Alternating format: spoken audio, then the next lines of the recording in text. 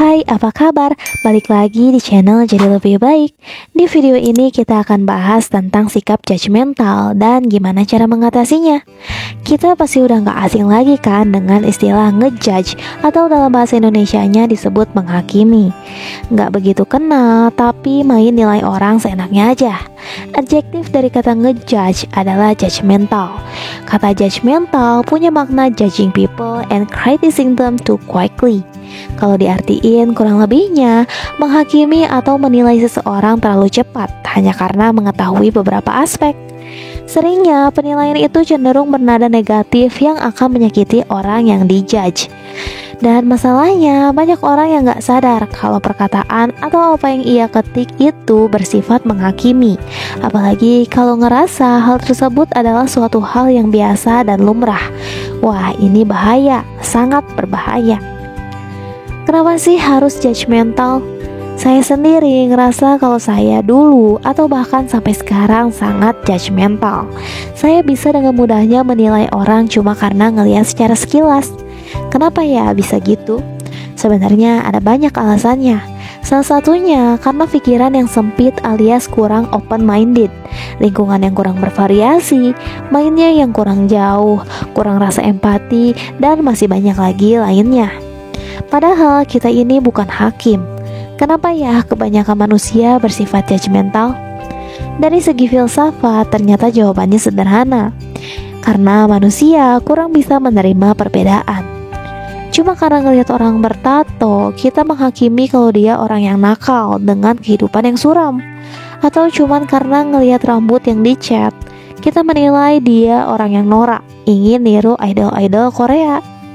Masyarakat kita lebih banyak yang gak bertato dan berambut hitam, sehingga orang-orang yang kelihatannya berbeda bisa dinilai dengan cepatnya tanpa ngerasa perlu melakukan klarifikasi.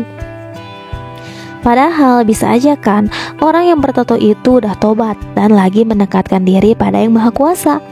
Bisa juga mereka yang mewarnai rambutnya itu lagi mengalihkan perhatian dari masalahnya dengan cara yang gak merugikan orang lain. Nah loh, kita gak pernah kan benar-benar tahu gimana kehidupan orang lain. Jadi gak usah sok tahu dengan menghakimi mereka seenak sendiri. Terus gimana ya caranya biar kita gak judgmental? Karena saya ngerasa sadar kalau saya cukup judgmental, akhirnya saya berusaha nyari cara gimana ya mengurangi bahkan menghilangkan sifat buruk ini. Yuk kita bahas. Yang pertama, sadari kalau kita nggak tahu gimana kehidupan orang lain yang sebenarnya.